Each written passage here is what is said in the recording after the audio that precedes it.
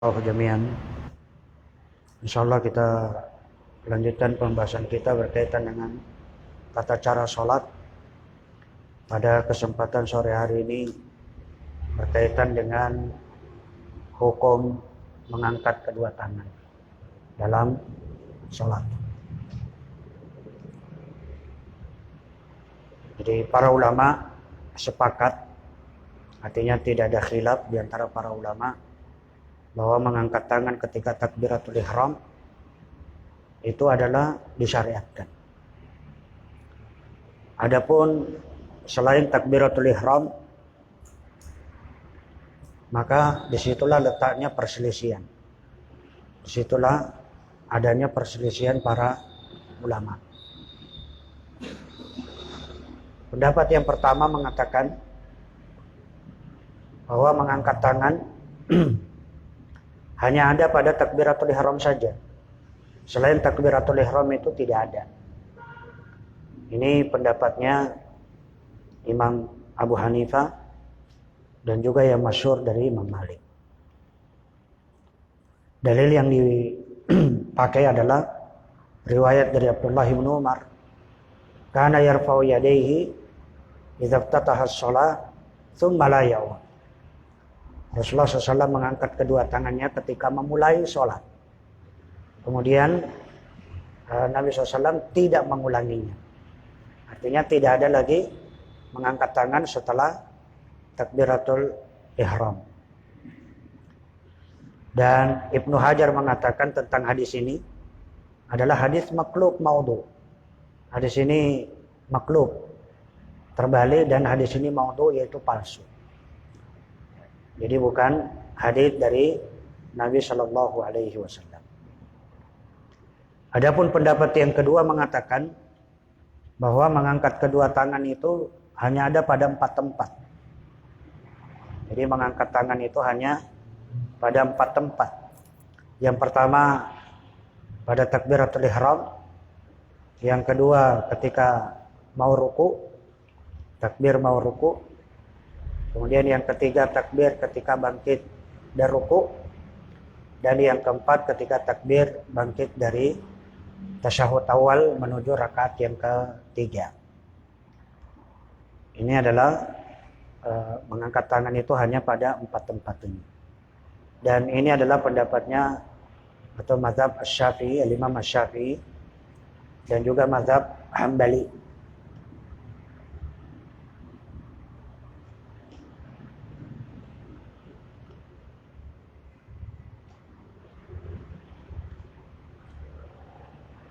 Adapun pendapat yang ketiga mengatakan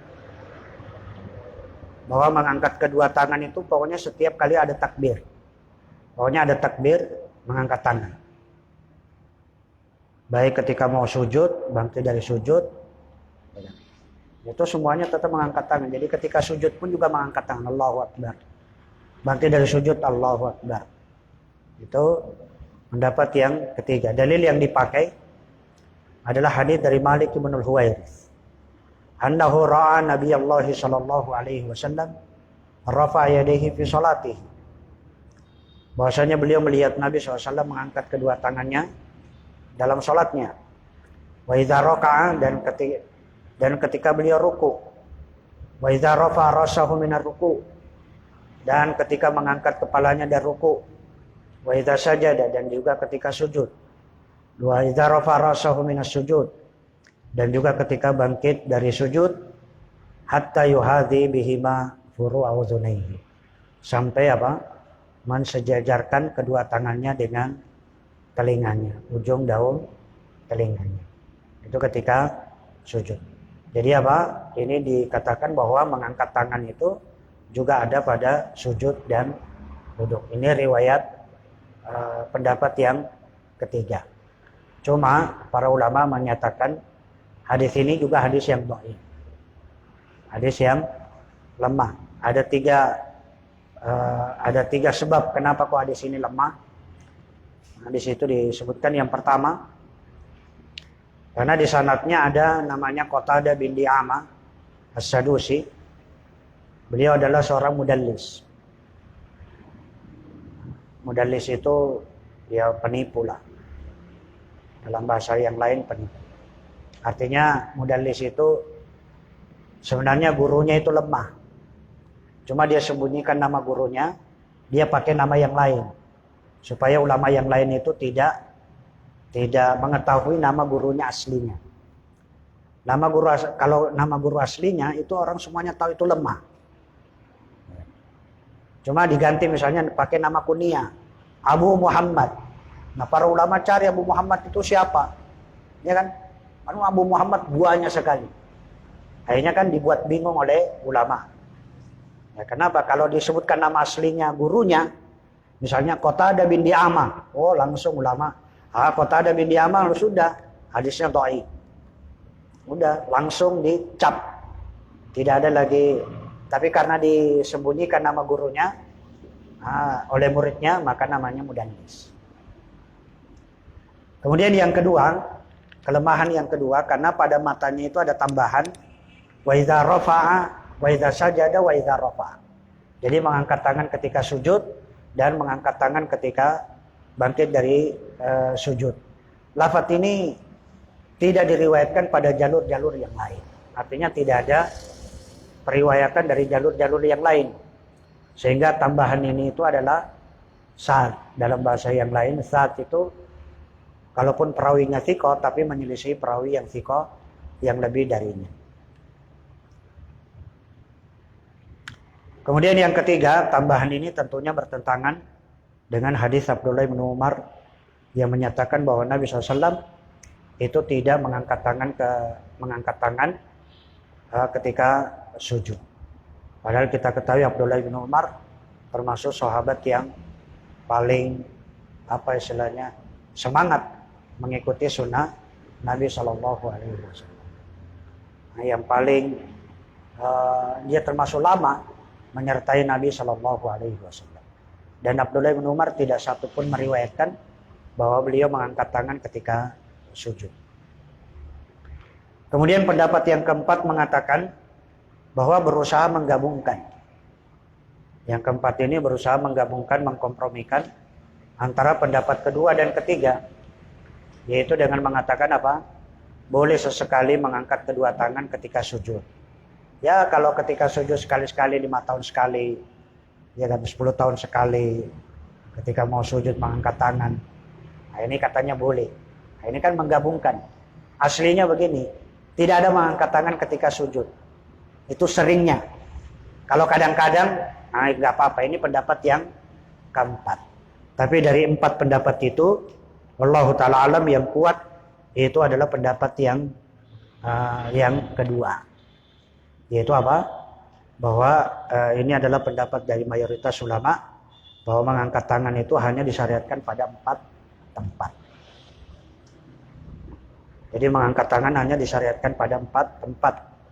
Yang pertama ketika takbiratul ihram, yang kedua ketika takbir sebelum ruku, yang ketiga takbir ketika bangkit dari ruku, dan keempat ketika takbir bangkit dari rakaat kedua setelah tahiyat pertama. Adapun selain 4 tempat ini seperti sujud atau bangkit dari sujud, maka tidak disyariatkan padanya mengangkat kedua tangan. Dalil yang dipakai bahwa hanya 4 tempat ini, mengangkat tangan hanya pada 4 tempat ini, adalah hadis Abdullah bin Umar radhiyallahu taala anhuma. Beliau berkata, "Ra'aitu Rasulullah sallallahu alaihi wasallam." Saya melihat Rasulullah sallallahu alaihi wasallam idza iftataha as-shalah rafa'a yadayhi hatta yuhadhiya mankibaihi. Beliau ketika memulai salat, artinya memulai salat, mengangkat kedua tangannya sampai sejajar dengan pundaknya, mankibaihi, dan mengangkat tangan juga wa qabla yarqa. Sebelum beliau ruku juga mengangkat kedua tangannya. Dan yang ketiga wa idza rafa'a minar ruku, demikian juga ketika bangkit dari ruku pun juga mengangkat kedua tangannya. Wala yarfa'uhuma baina as-sajdatayn. Dan beliau mengatakan tidak ada mengangkat tangan pada duduk ketika berada di antara 2 sujud. Artinya mau sujud maupun ketika bangkit dari sujud itu juga tidak ada mengangkat tangan. Ini juga dalil yang tegas bahwa Abdullah bin Umar itu tidak ada mengangkat tangan ketika sujud maupun bangkit dari sujud.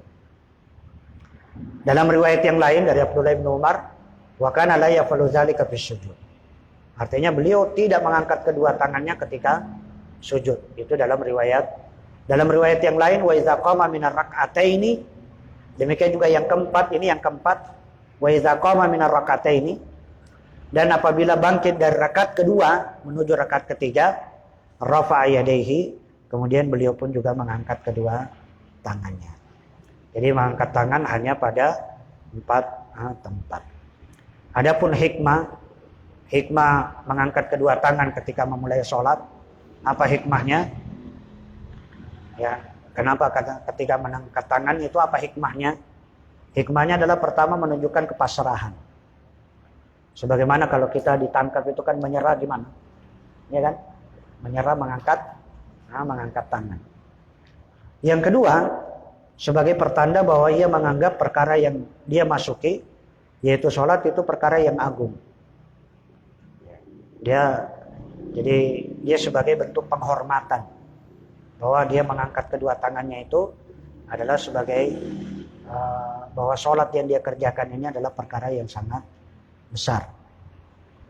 Yang ketiga adalah sebagai syarat bahwa dia melemparkan segala urusan dunia ke belakang. Jadi ketika mengangkat tangan artinya apa? Urusan dunia ini tinggalkan semuanya. Urusan dunia tinggalkan semuanya. Kita ini sedang berhadapan dengan Allah Subhanahu wa Ta'ala. Jadi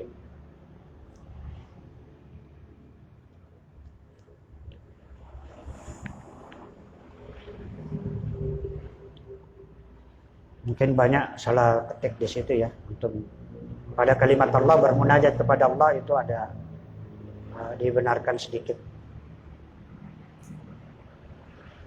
Kemudian hikmah yang keempat, sebagai pemberitahuan bahwa ia telah memulai sholat dengan perbuatan. Jadi kita memulai sholat dengan perbuatan, yaitu mengangkat tangan sambil mengucapkan Allahu Akbar.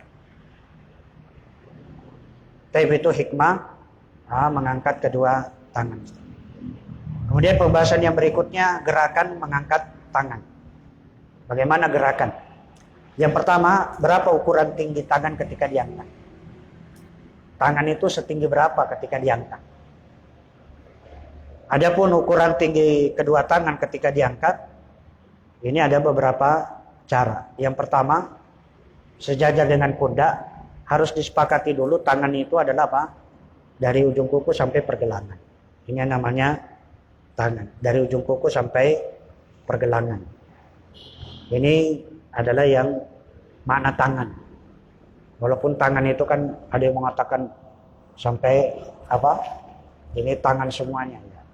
Dalam bahasa Arab itu ini tangan, ini sampai zira, dari sini sampai ini namanya adud. Jadi ada namanya sendiri. Jadi tangan itu dari ujung kuku sampai pergelangan. Jadi apa? Mengangkat tangan sejajar dengan pundak. Kalau sejajar dengan pundak, ininya pergelangannya sejajar dengan pundak, atau yang ini sejajar dengan pundak. Jadi ini sejajar dengan pundak, atau ini sejajar dengan pundak. Jadi yang namanya terserah ya, mau di sini yang sejajar dengan pundak, pertengahan juga. Ya, pokoknya tangan sejajar dengan pundak.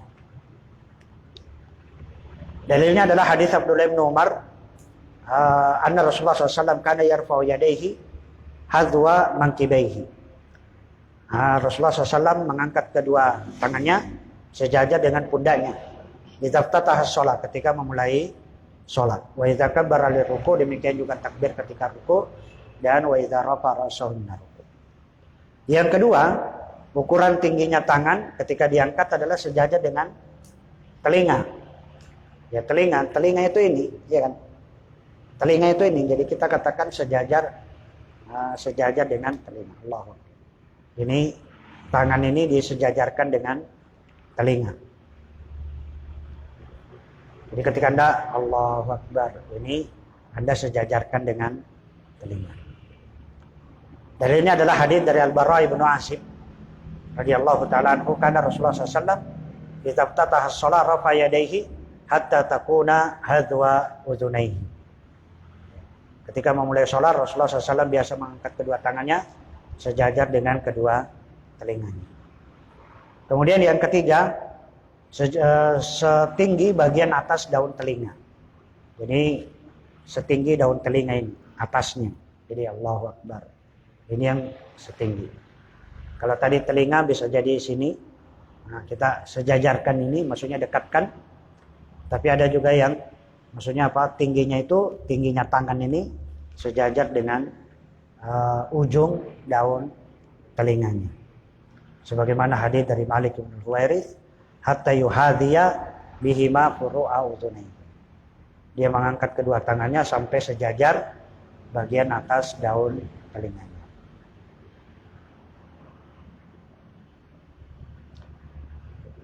Nah, tiga-tiganya boleh kita amalkan. Ini pendapat yang paling kuat, artinya tiga-tiganya boleh kita amalkan. Jadi apa? Mau sejajar dengan pundak, sejajar dengan telinga, atau sejajar dengan ujung daun telinga. Di atasnya telinga tidak ada dalil. Di bawahnya pundak juga tidak ada dalil.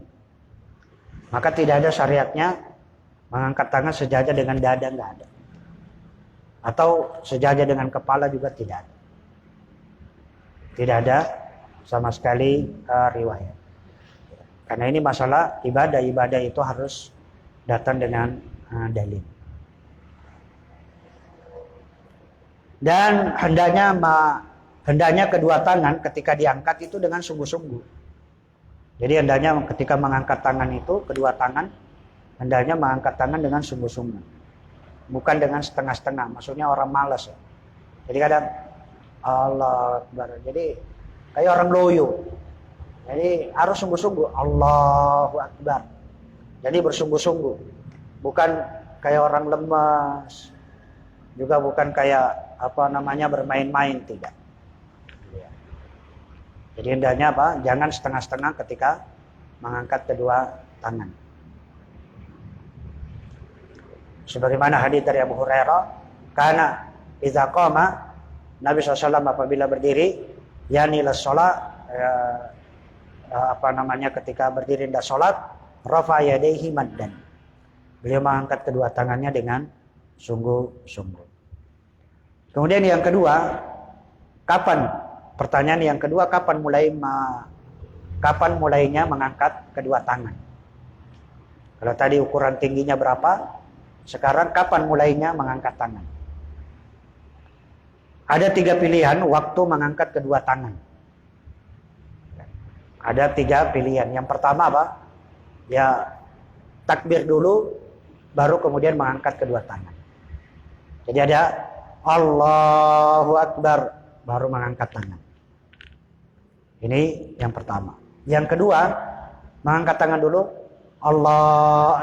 mengangkat tangan dulu, baru Allahu Akbar. Nanti yang ketiga bersamaan. Allahu Akbar. Itu ada 3. Ada 3 waktu mengangkat kedua tangan. Yang pertama, bertakbir terlebih dahulu, kemudian mengangkat kedua tangan. Jadi takbir dulu baru mengangkat kedua tangan. Dalilnya adalah hadis dari Malik Ibnul Huwairis. Di mana Abu Kilabah melihat Malik Ibnul Huwairis, idza shalla, apabila beliau salat, kabbara, beliau bertakbir, summa rafa'a yadayhi. Kemudian baru beliau mengangkat kedua tangannya. Kemudian waktu yang kedua mengangkat kedua tangan adalah apa? Mengangkat kedua tangan dulu, baru kemudian takbir. Dalilnya adalah hadis Abdullah bin Umar dalam lafaz yang lain, yaitu rafa'a yadayhi. Abdullah bin Umar mengangkat kedua tangannya hatta takuna hadwa mankibaihi summa kabbara.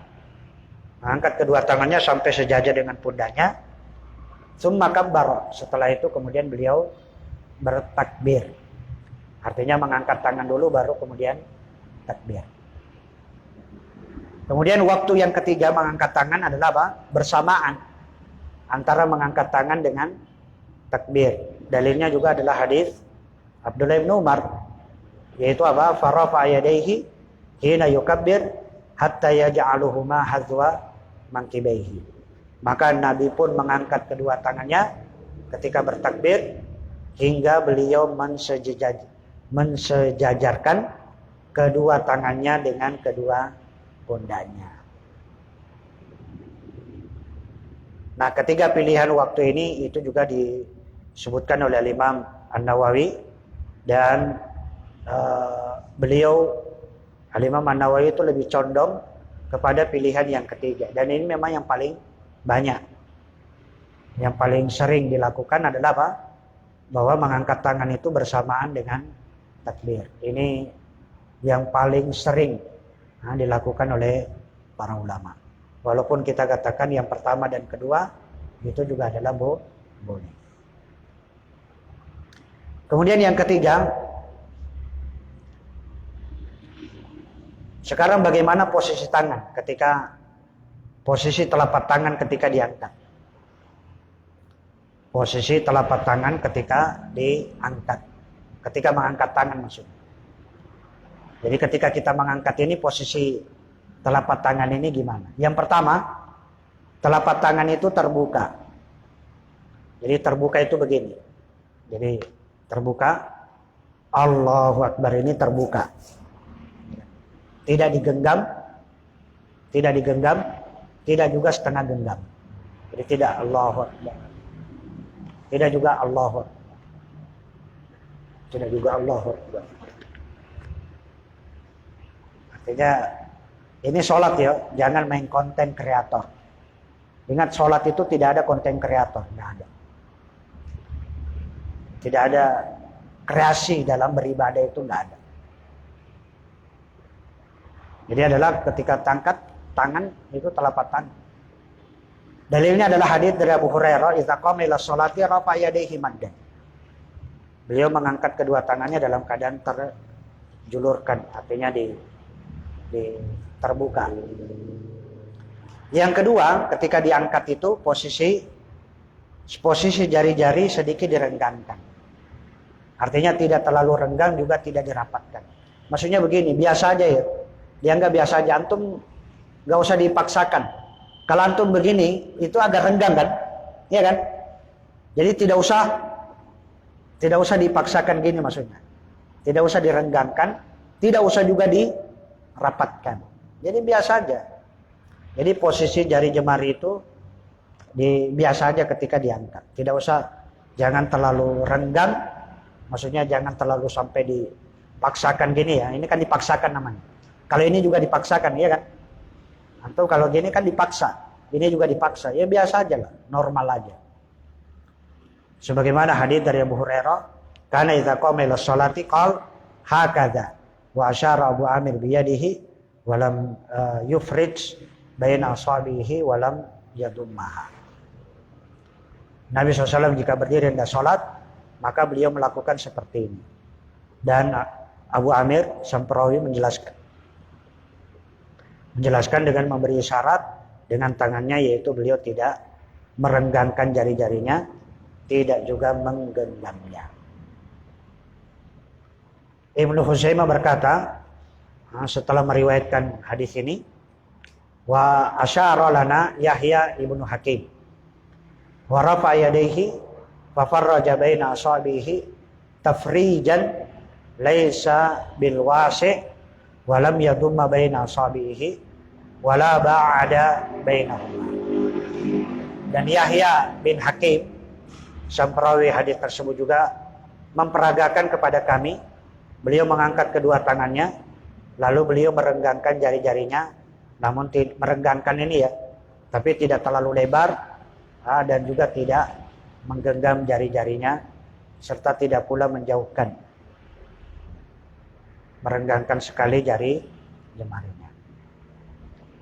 Al-Imam An-Nawawi juga berkata, wa yufarriqu baina asabihima tafriqan wasatan. Hendaknya dia merenggangkan jari-jarinya dengan kerenggangan yang sedang. Sedang itu ya normal aja lah, sebagaimana ketika Anda mengangkat tangan itu normal. Ini tidak dirapatkan juga tidak direnggangkan juga tidak, jangan terlalu direnggangkan, jangan juga dipaksakan. Nah, sebagian ulama menambahkan posisi ketiga, Ini yang posisi ketiga. Posisi telapak tangan kalau antum menambahkan ya. Ini posisi yang ketiga adalah apa? Telapak tangan ini arah kiblat.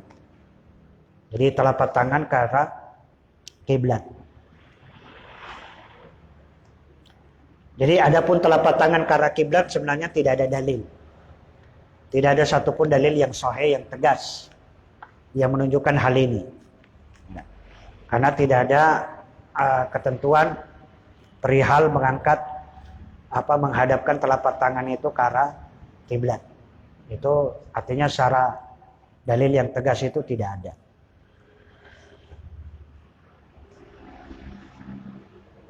Jadi kalaupun misalnya mengangkat tangan, misalnya begini, kita begini Allahu Akbar itu boleh. Tapi yang tidak boleh itu gini. Kenapa? Karena posisi ini peso tangan menghadap arah kiblat. Jadi telapak tangan ya kalau kita utara selatan. Ya, artinya apa? Usahakan telapak tangan. Jadi namanya mengangkat tangan itu seperti ini. Ya, mengangkat tangan, jadi bukan mengangkat tangan itu begini. Bukan juga mengangkat tangan itu gini. Tapi kalaupun mengangkat tangan misalnya lurus ataupun miring sedikit itu nggak ada masalah. Baik, kemudian selanjutnya bersedekap. Pembahasan tentang sedekap. Ada dua permasalahan yang berkaitan dengan sedekap. Yang pertama, permasalahan posisi antara kedua tangan. Artinya di mana letaknya tangan ketika Anda bersedekap. Artinya posisi antara kedua tangan. Dan yang kedua di mana meletakkan kedua tangan tersebut. Gerakan yang pertama posisi antara kedua tangan. Posisi antara kedua tangan. Ada 3 model dalam hal ini. Pertama, jadi ini berkaitan dengan kedua tangan. Yang pertama itu meletakkan telapak tangan ini, telapak tangan kanan di atas pergelangan tangan kiri. Udah, dia letakkan. Jadi bersedekap itu telapak tangan ini diletakkan di mana? Di tangan kiri. Ini tangan kiri ya, punggung tangan kiri. Meletakkan telapak tangan kanan di punggung tangan kiri atau di pergelangan tangan kiri. Jadi ini bisa jadi pergelangan dengan pergelangan, bisa jadi juga tangan di pergelangan atau telapak tangan di atas punggung tangan kiri. Dalilnya adalah hadis dari Sahal bin Sa'ad. Dia berkata, "Kana nasu yu'maruna." Dulu orang-orang diperintahkan ayyadu ar-rajulu al-yad al-yumna, agar seseorang itu meletakkan tangan kanannya ala dhira'ihi al-yusra. Itu ke atas pergelangan tangan ini. Ini namanya dhira'. Ini namanya dhira' al-yusra. Jadi mengangkat tangan Allahu Akbar. Jadi telapak tangan kanan ini ada di atas apa ini? Di atas lengan lengan bawah lah ya, atau pergelangan.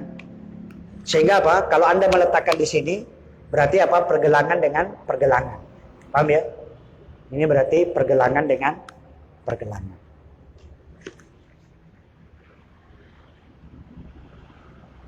Yang kanan dengan di atas kiri. Jangan dibalik gini ya.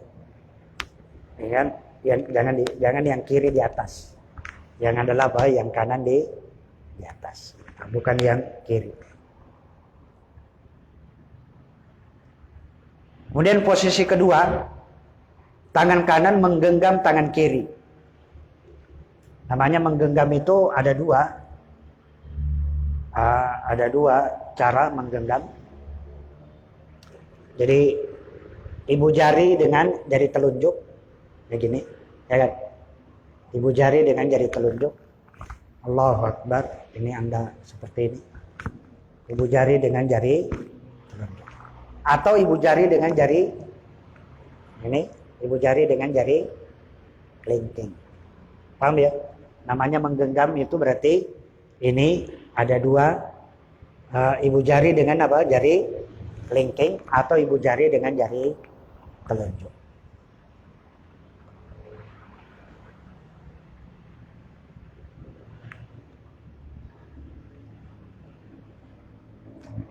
Berdasarkan hadis dari Wa'il bin Hujr, ra'aitu Rasulullah sallallahu alaihi wasallam kana idza qa'iman fi sholati, apabila beliau berdiri salat, qabada bi yaminihi ala shimali. Beliau menggenggamkan tangan kanannya ke tangan kirinya. Menggenggam namanya menggenggam, ya kan? Menggenggam itu berarti ibu jari dengan jari telunjuk. Ini menggenggam. Atau menggenggam itu ibu jari dengan jari apa ini? Kelingking, ya kan? Menggenggam.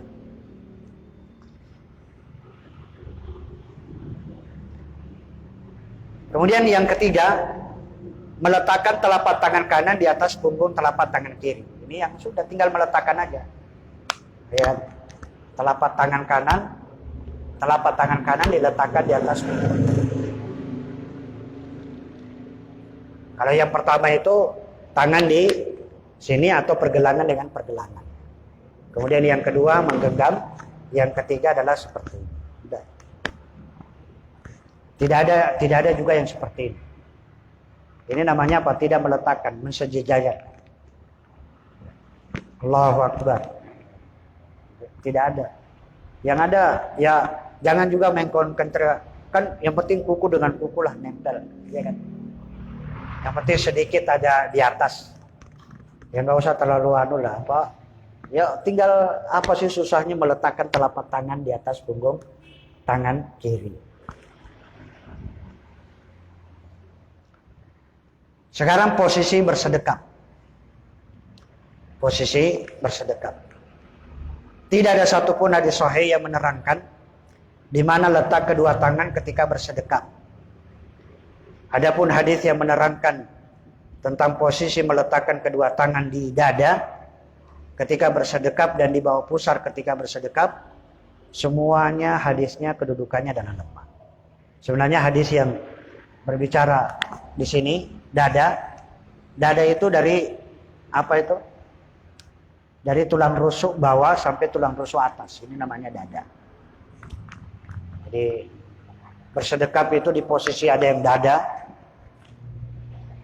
ada juga yang di bawah pusar. Sebenarnya semua hadisnya itu adalah lemah. Yang berbicara tentang semuanya ini adalah hadisnya adalah lemah. Maka Ibnul Munzir berkata, wa qala qa'il, laisa fil makanil ladzi yad'u alaihi al-yada khabarun yasbutu anin Nabi sallallahu alaihi wasallam. Fa in syaa'a wada'ahuma tahta surra wa in syaa'a fawqaha. Ada yang mengatakan, Ibnul Munzir mengatakan apa? Tidak ada riwayat yang sahih dari Nabi tentang di mana seorang meletakkan tangannya ketika berdiri dalam sholat. Maka boleh baginya apa? Memposisikan kedua tangannya itu di mana? Di bawah atau di atas pusar. Mau di atas pusar atau di bawah pusar. Ya silahkanlah, kata beliau, kata Ibnul Munzir. Karenanya para ulama memandang bahwa hukum bersedekah pada kedua posisi ini, di atas atau di bawah pusar, itu adalah boleh dan sah. Ya, ada Allahu Akbar. Ini di atas pusar, maksudnya di atas perut ya. Di atas perut. Ada juga yang di atas dadanya, monggo. Tapi tidak ada yang jelas di atas lehernya. Ini kadang ada siapa ustadz, kiai, dai, gus. Itu kan mengatakan, oh ada orang sholat kok sampai nyekel lehernya. Siapa yang sholat nyekel lehernya? Buktikan. Ya kan? Jadi jangan cuma ngomong, jangan cuma tuduhan. Buktikan. Ada nggak orang yang sholat sampai ini? Kan nggak ada. Kan berlebih-lebihan. terlalu berlebih-lebihan dalam menyikapi orang yang, kan memang ada orang yang sholat seperti ini, ya kan? Dia, tapi ini kan masih di atas dada namanya. Tapi tidak ada satupun yang mencekik lehernya, itu kan nggak ada. Itu orang gila itu. Kalau ada yang mencekik lehernya sendiri, sholat kok sambil mencekik lehernya. Nah, orang yang mengatakan juga pun juga harus membuktikan. Harus ada orang yang satu bukti lah.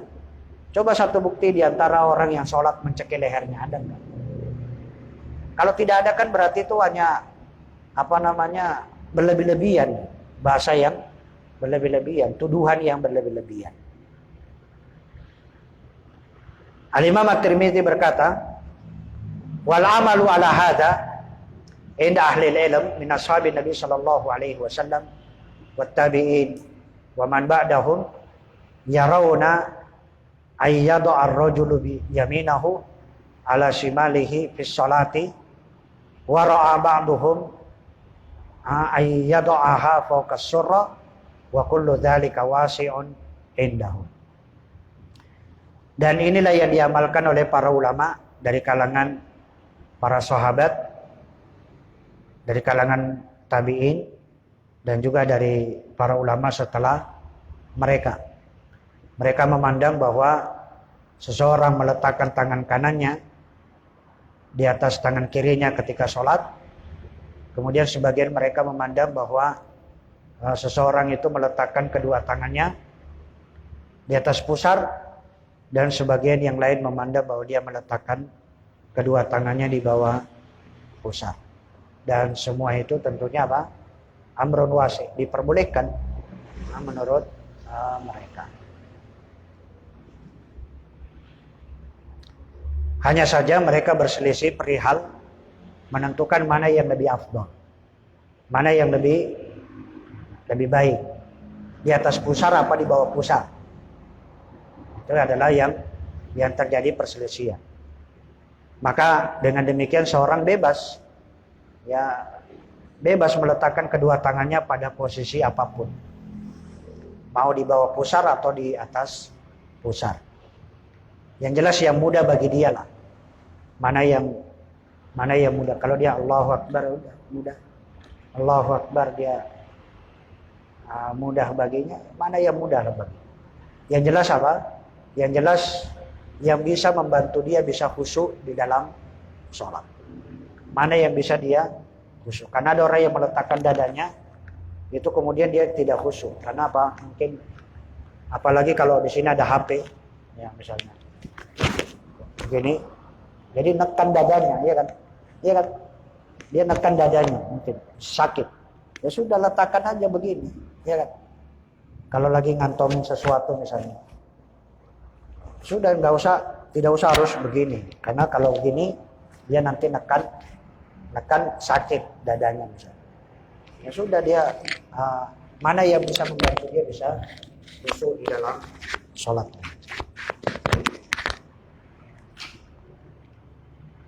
Wallahu ta'ala. Saya kira itu berkaitan dengan mengangkat kedua tangan.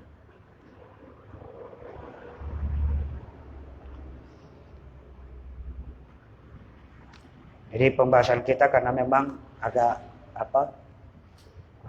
rincian.